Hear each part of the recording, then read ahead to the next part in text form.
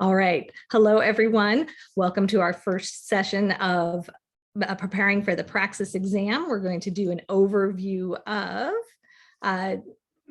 the ETS Praxis exam itself, and then we're going to look a little bit more specifically at, there we go, at the elementary exam.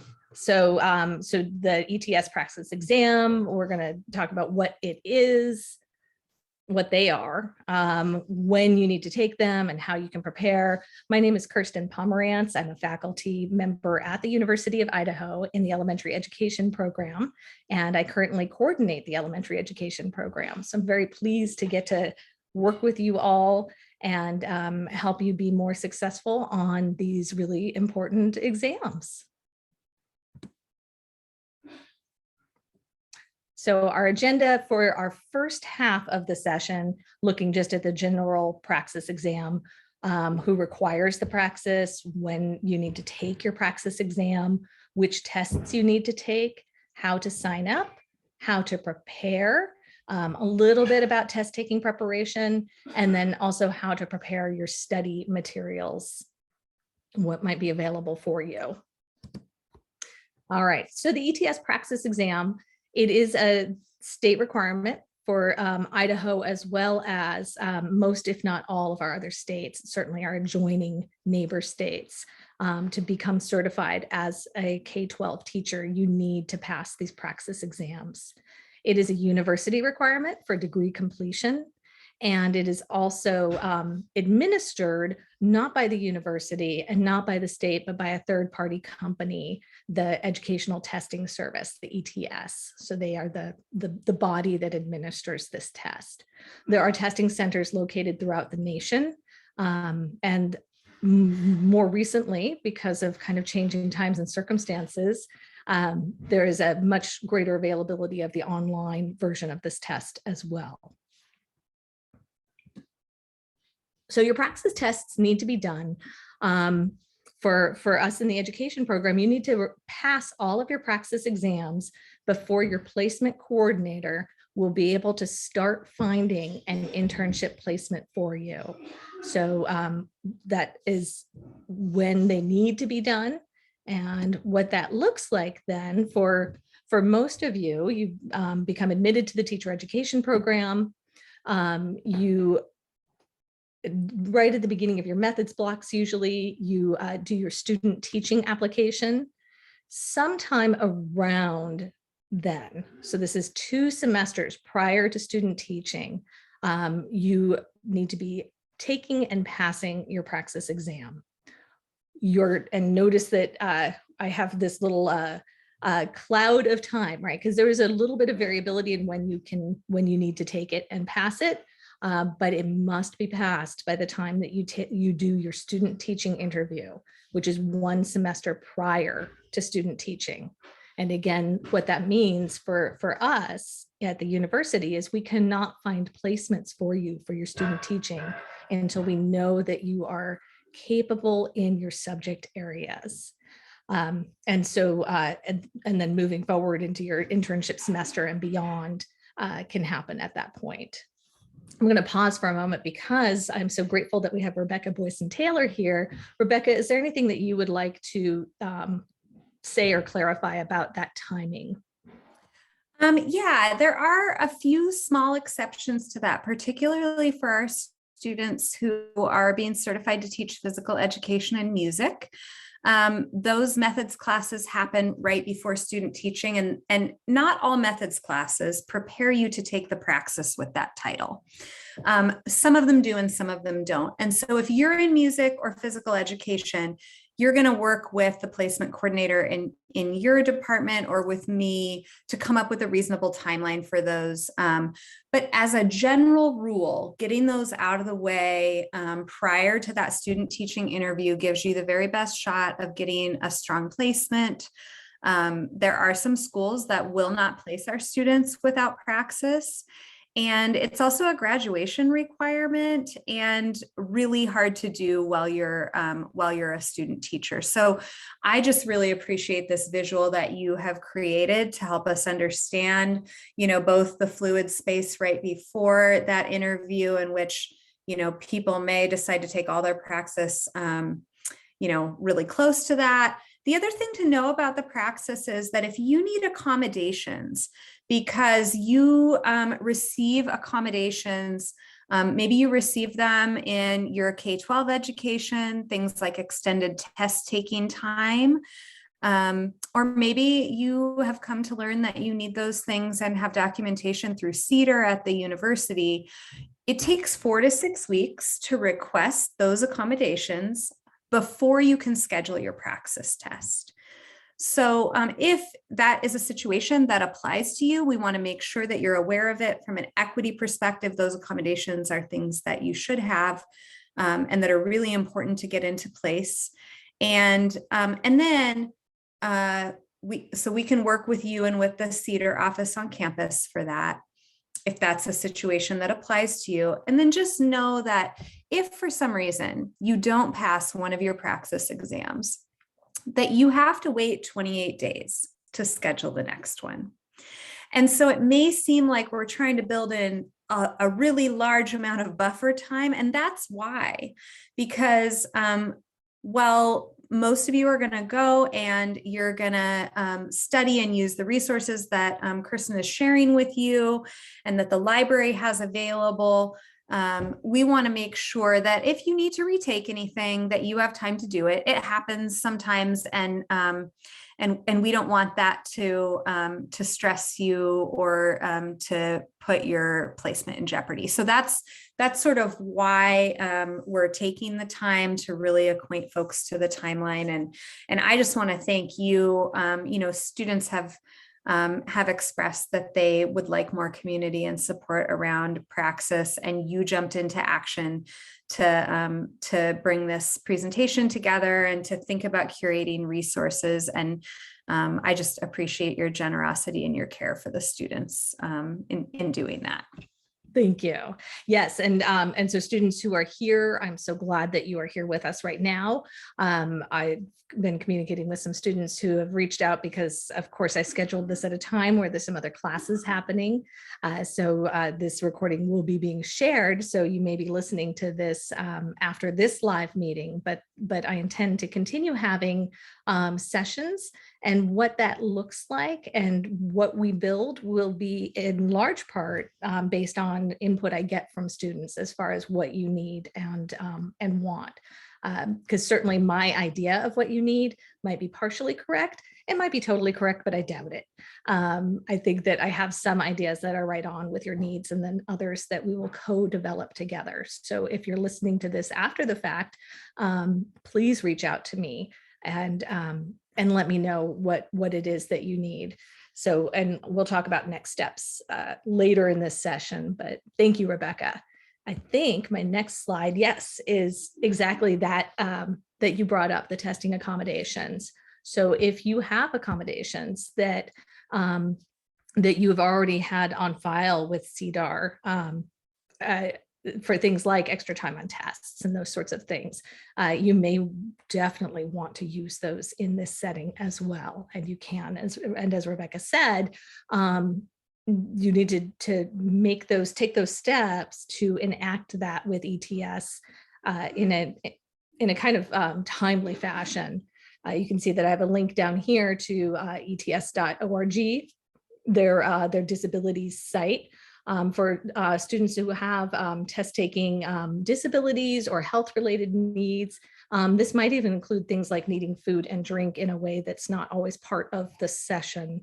When I proctored SATs when I was teaching high school, that was one of the things that sometimes we had to accommodate for that wasn't part of the standard protocol. So do keep all of that in mind and use those resources. This is really a time when, if this is something that you need, please reach out to us if you're not sure how to make those connections, because we want to help make sure that you are as successful as possible.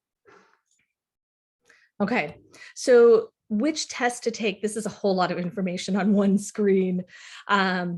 The right-hand side is a copy paste directly from the Idaho ETS sub website. So the ETS has information that's specific to any one state, because different states honor different secondary endorsements. So this is all the secondary endorsements that are relevant to Idaho. They may not be relevant to your degree program specifically. And so that's something that you would want to look at closely with your academic advisor if you're not really sure where you fit and fall. If you're elementary education, all elementary education students are taking the elementary praxis, the 5001 elementary education multiple subject test.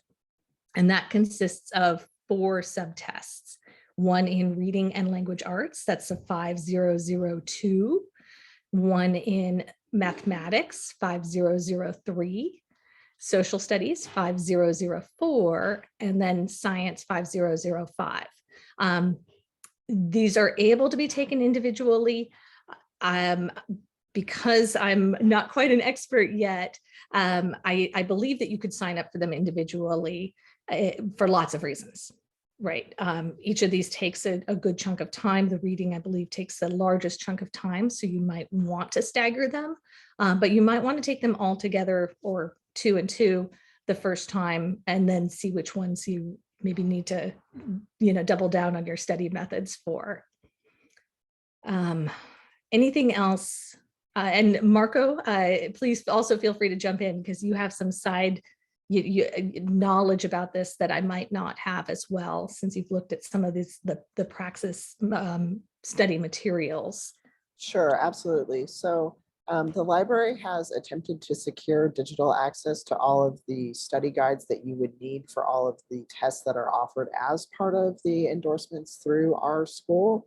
But if you happen to be looking and you need a different subject, you should reach out to me.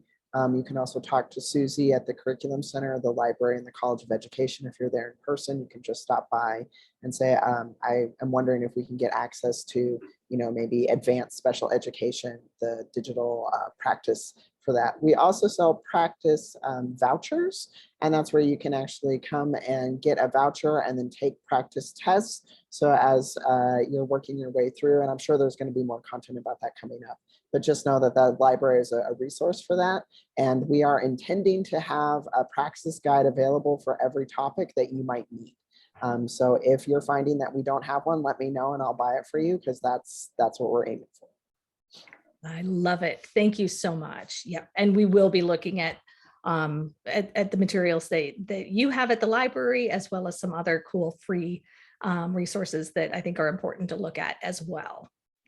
Okay, so yes, so elementary, you're taking your elementary praxis and your secondary subject. So whatever your concentration or your minor is in, that would be the secondary test. So I know we have one student here who's elementary, and then also literacy. And so for literacy K-12, that's the teaching reading K-12 praxis, which is 5206. Okay. So in terms of getting ready to take the test, registration and preparation, Rebecca, I appreciate your knowledge of the time windows, right? So when you have to wait 28 days and there are specific testing windows, that can definitely slow things down if you're needing to retake. So look ahead, watch for the testing windows, see how often your test is offered, right? So you want to consider what that is. What I don't know, and I will find out very soon, because this question is popping up in my mind right now. If we have the computer-based tests, how does that change the frequency of when they're offered?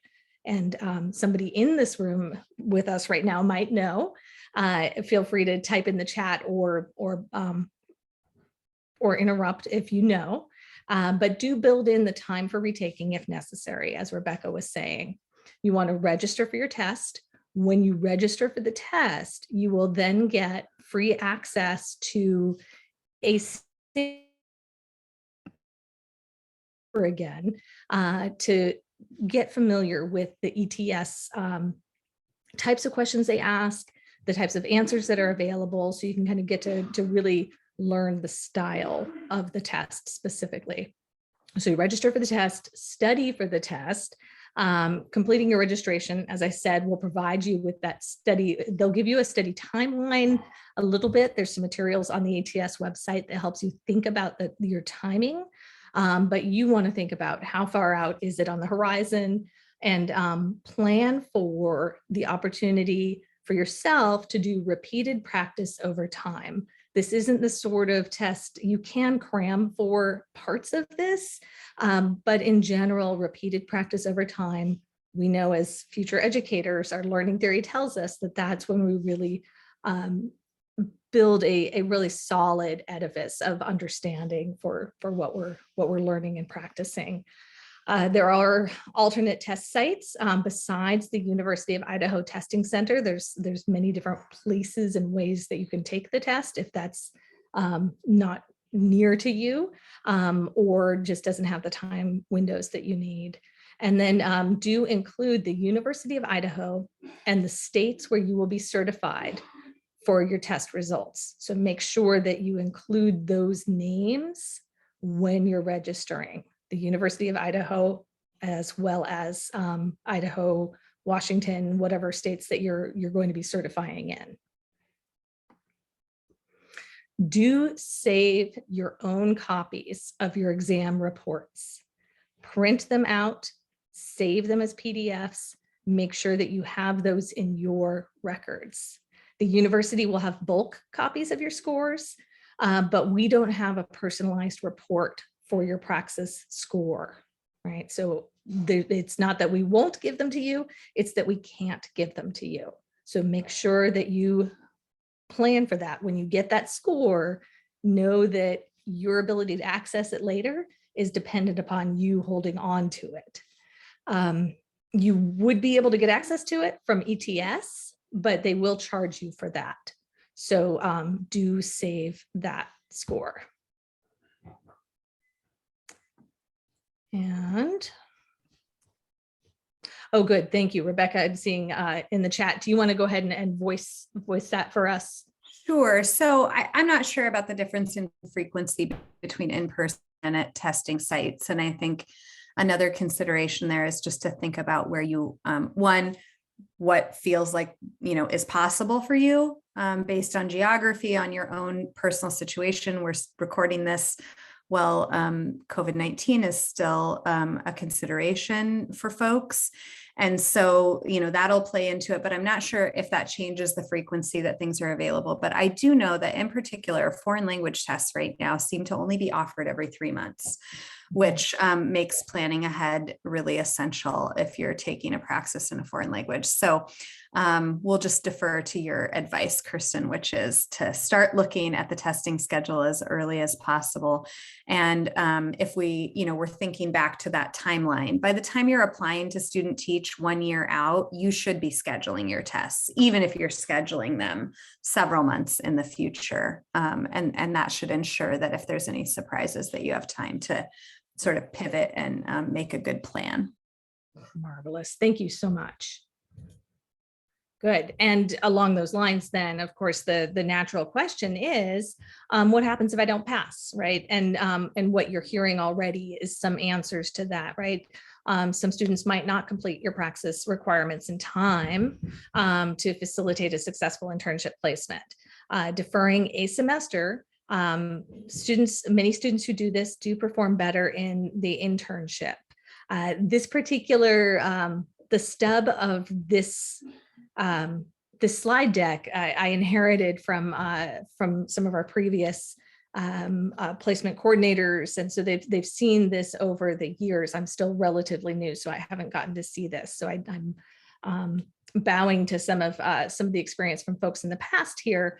Don't panic though, right? If you are planning ahead and you do have difficulty passing pieces of the Praxis, planning ahead allows you to not have to kind of go to this other option, but just know that there are other options in place. And as Rebecca said earlier, depending on circumstances, we'll be talking with you, and we want you to reach out to us. If you're starting to panic, reach out to us, and we will figure out how to support you, as well as what the realistic routes might be. So you might petition to the teacher education program to start your internship prior to completing. Oh gosh, my eyes are getting big here as I'm looking at this because I don't know where we stand in this. So I'm going to put a little bookmark in that and talk with Rebecca and other program coordinators. I'll just say as a general rule, we're not accepting very many petitions to move forward for the reasons that we have already discussed. And so that would be a very, very small percentage of placements. But if the earlier we have the conversation, the more options will be available to you. And I'm happy to talk to people about those things, as needs arise. Perfect. Thank you. Yep. And then similarly, there are what might be last ditch ways to get through this, right? Changing your major to complete your degree, but we want to work with you ahead of time. The reason for having these conversations for me wanting to launch this is so that we can avoid those very last minute, like, now what do I do kinds of questions. Okay, so from ETS, this is their tips to help you prepare effectively for test day. So of course you want to, number one, learn what your test covers. And the ETS website, ETS has extensive materials to help you understand what your particular test and subtests will consist of. That is your first and most important thing to think about, is what does the test maker tell me about their test? You want to then think about how well you know the content that they describe. Do collect study materials. We have a wealth of materials that are available thanks to our librarians, thanks to ETS. They have a partnership with Khan Academy, which will provide a lot of potential structured content and lots of other materials as well. So I'll point you towards some of what I know. And then as you are going forth and studying and finding those materials, I would very much appreciate that students, staff, faculty help me kind of build that storehouse of what we know of that seems to be useful for practicing and getting ready for this exam. Plan and organize your time. Your calendar is your friend in terms of working backwards. Think about what your timeline is, develop a study plan, practice explaining the key concepts, especially if you have constructed response answers, those short paragraph answers that are part of your exam. You want to practice articulating those answers. You want to actually write and or speak your thoughts about those concepts, and do understand how the questions will be scored for the exam.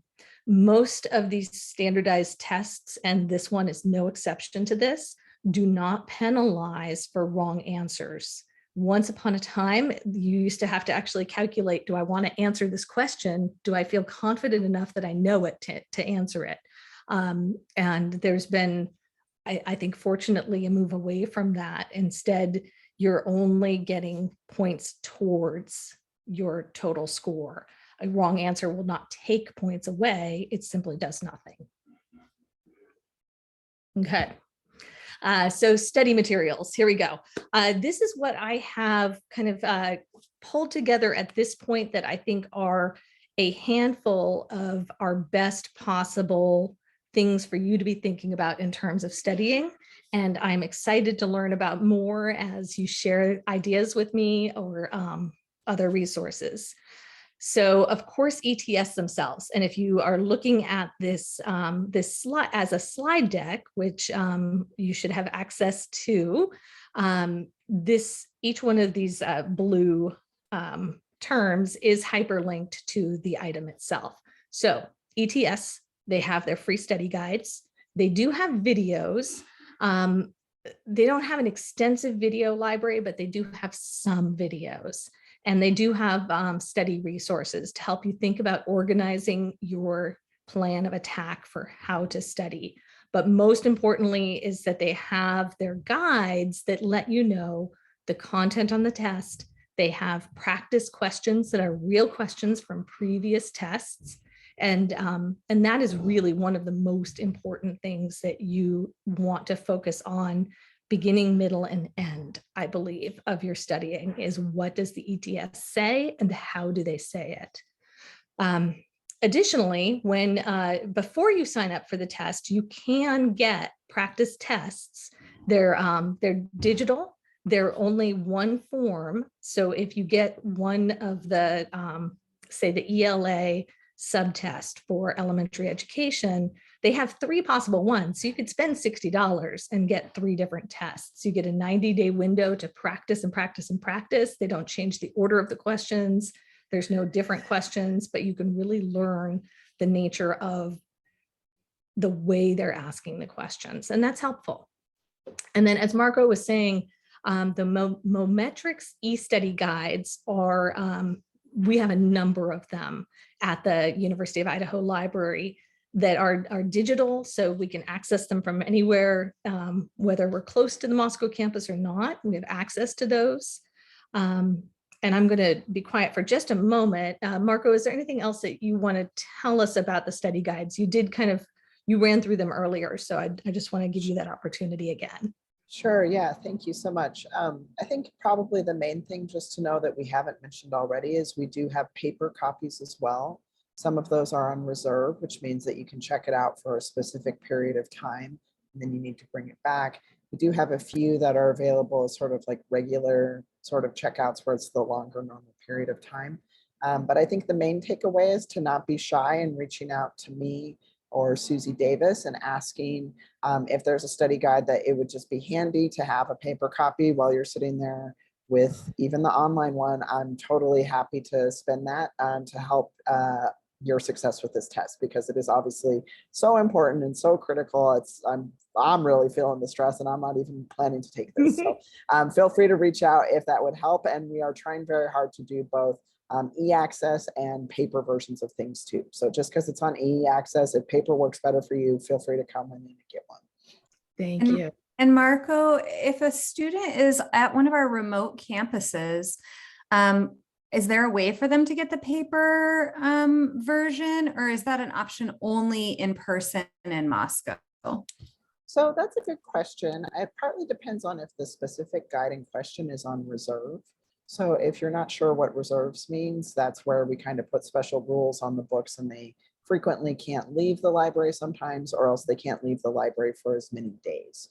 Our regular items can be shipped to anyone at any location. So if you're a distance learner, they can be shipped to your actual home address, and we return a shipping label where you can send it back.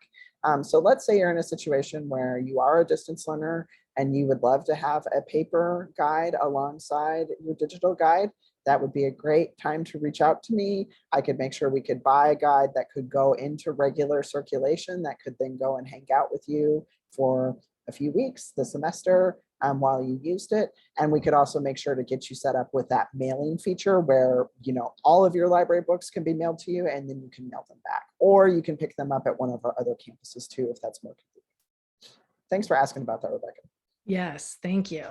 Yeah, so and you can see I've got the e-study guides here, and then if you look down in the gray on the left here, the Gary Strong Library in Moscow is where the physical books. It looks like there's high school textbooks also that might be available if you're looking at specific content. That might be another thing that you might want to browse and look for. Yes, and we would also be a great resource if you do happen to take a test and not have a good result that you're happy with.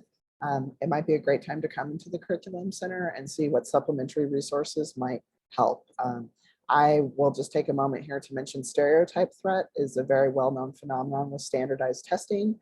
And basically the sort of concept in a nutshell is anytime we take a standardized test, if you have an identity where someone has told you that maybe you're not as smart or maybe not as good at something because you're a veteran, a woman, disabled, a person of color, whatever, you tend to not perform as well on the test. So I really appreciated the point right at the start, which is this is about how well you do on the ETS test, not about how smart you are.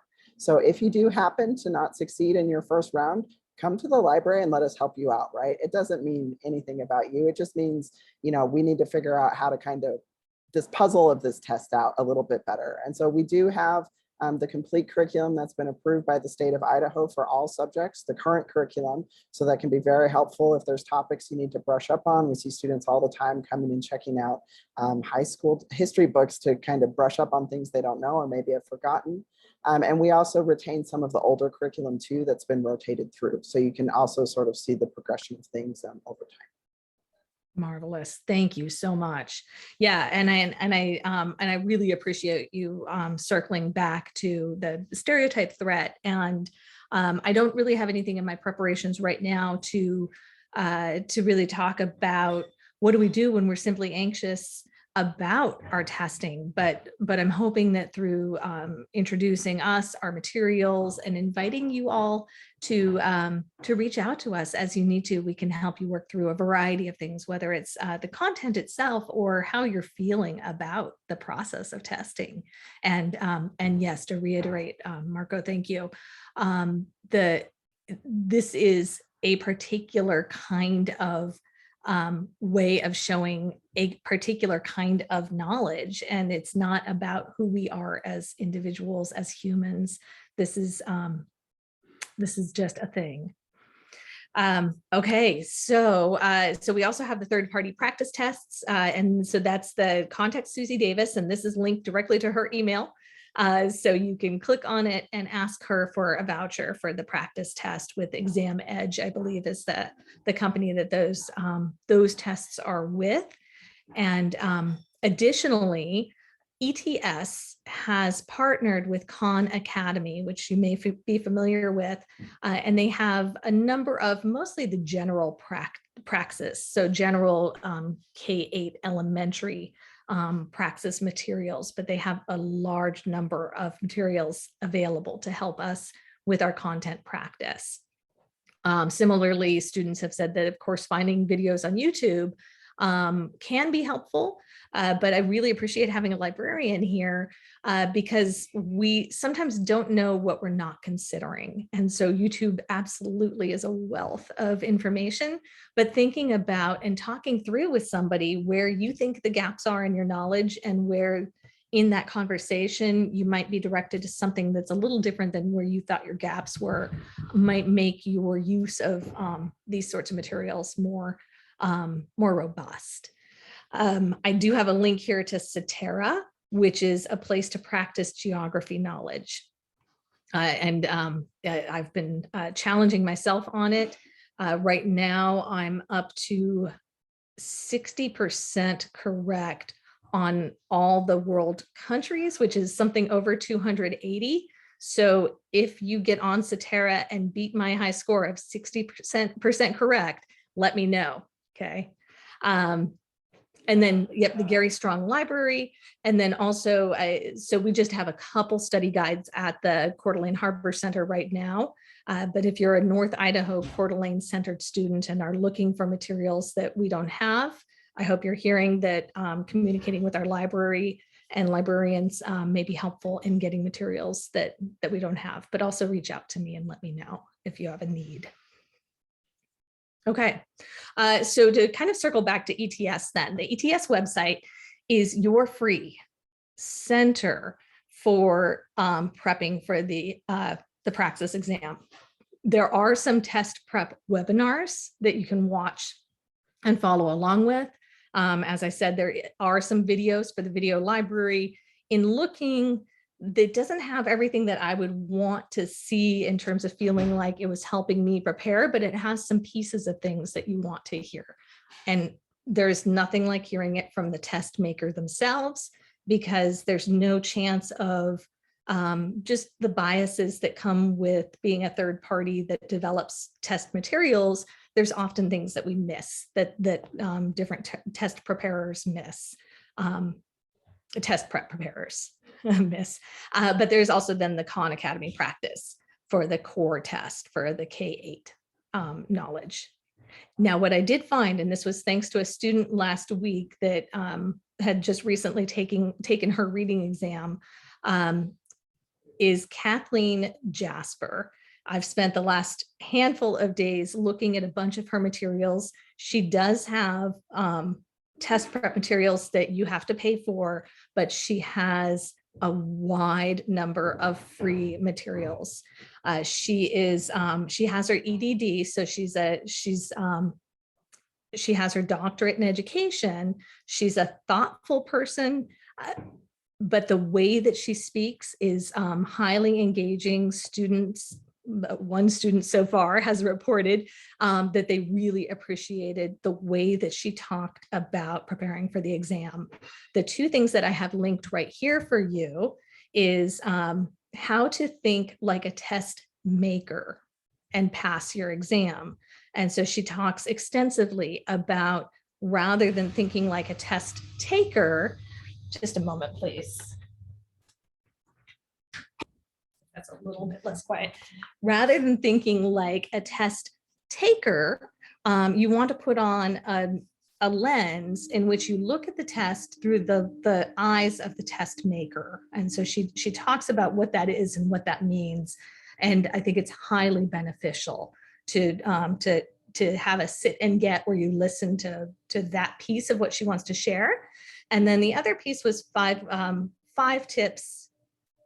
Is this the same link twice? It may be. I think these are two different ones though, but they look disturbingly similar to me right now. But then she has a lot of materials that are up on YouTube, and she also has her website that has lots of free materials. She seems to be trying to be very clear about not trying to hook us in, like you get a little bit of information, but then the rest of it you have to pay for. She's really wanting to honor you as a future teacher and give you opportunities to think a little bit differently about preparing for the exam.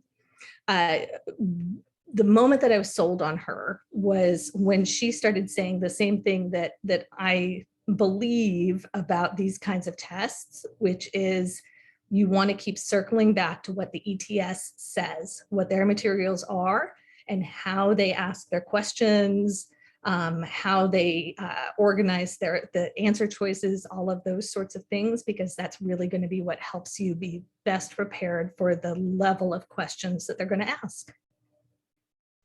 Okay. Oh, and it's going to, hopefully she's not going to start talking now. Okay, some other materials that I've kind of pulled together, not totally randomly, but these aren't tightly curated. These are some social science, social studies podcasts that are not part of your targeted study, but they might be, especially if you're a podcast person or an audiobook listener, you might shift the way that you're spending your free time away from things that might be a little bit more fun to a little bit more informative. These are some possible podcasts that you might listen to get a better sense of history, politics, economics for your social studies subtest. Similarly, and you can see I'm more of an English teacher, I've got a bunch of different possible podcasts, and mostly podcasts here for you to look at. A couple YouTube links as well, but some great resources for just listening to how educators and professionals and researchers are thinking about the world of literacy and writing. To get more background knowledge, I have a couple that are my favorites. I'm not going to point them out, but just to say that there's a lot of places that you can go to kind of just like swim in the language and ideas that you're going to be seeing filtered into this exam. Okay, so we're going to take just a quick pause. That's all of my information. That's my overview. What questions does anybody have right now, or things that you want to add into what we've talked about so far?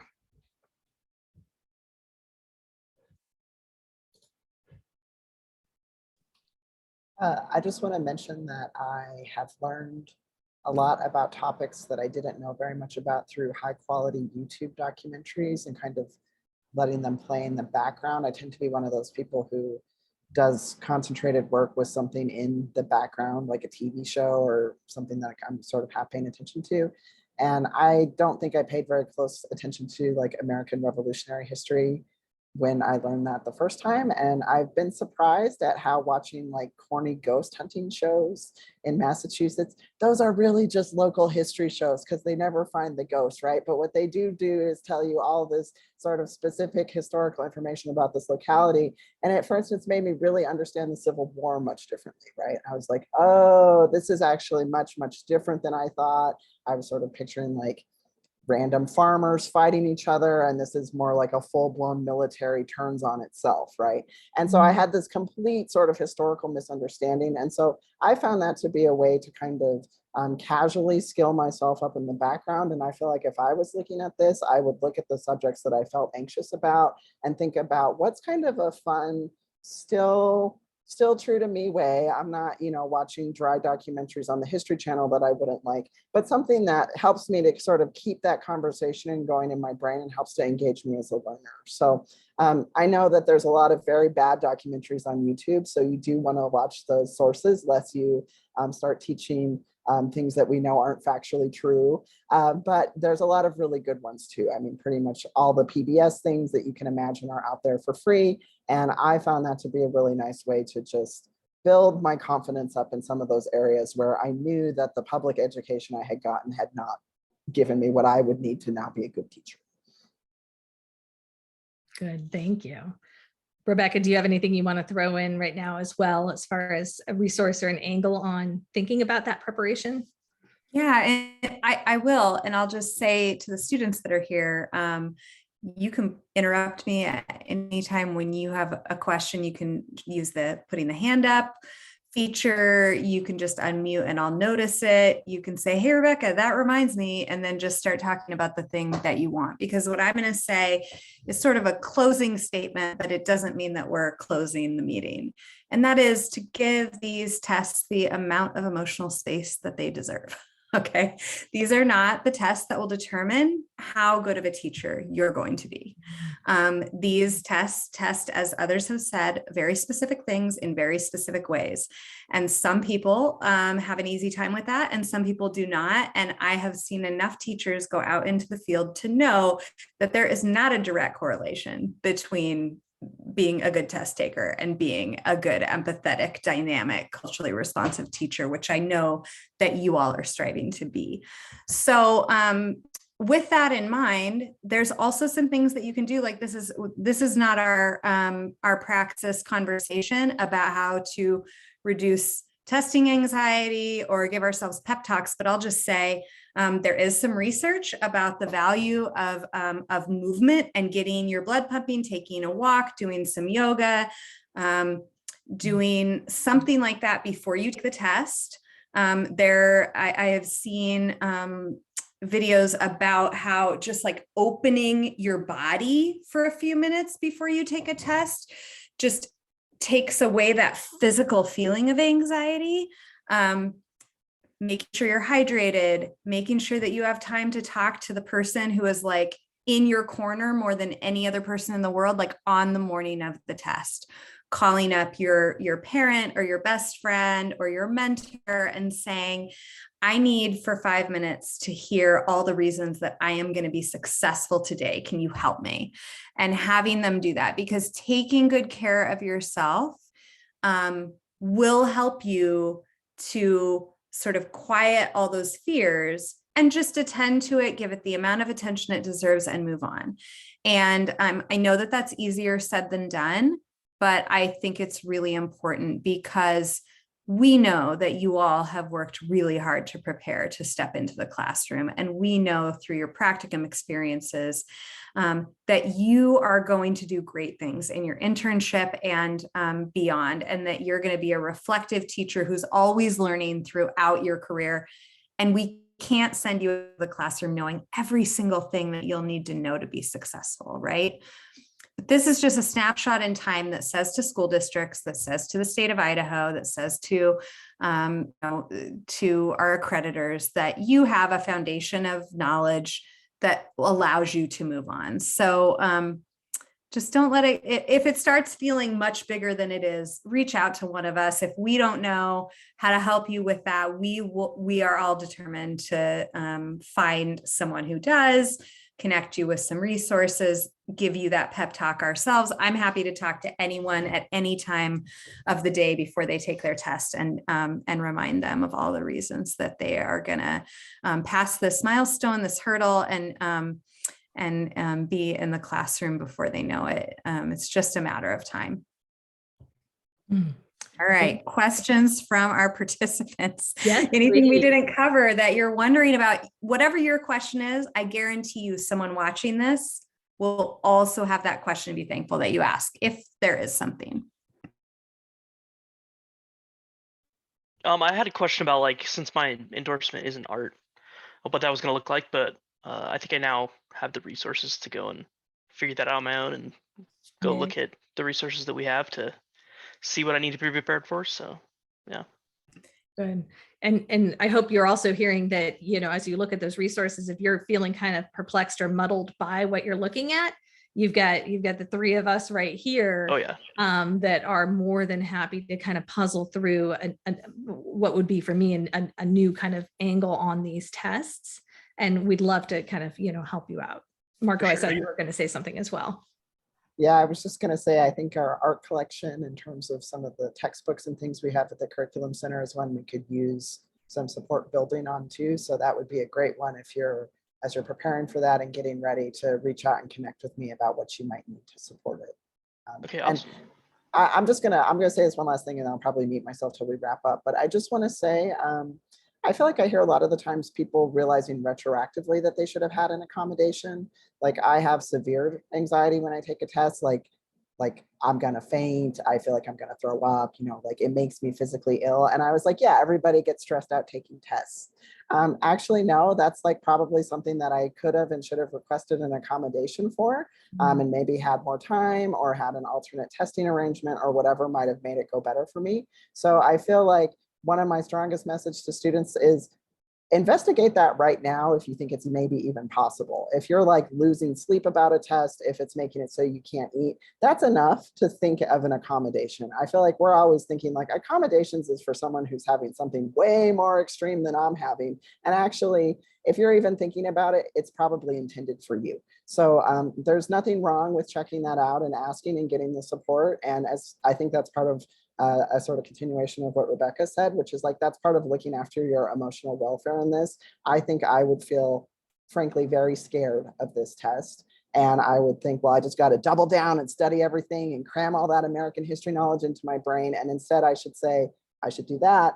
And I should also be working on getting an accommodation so that I don't have to have this physical experience as well. Because you should know that some people, yeah, they're a little anxious about the test, but that's not the experience they're having. So I just like to say that and kind of share that message as much as possible.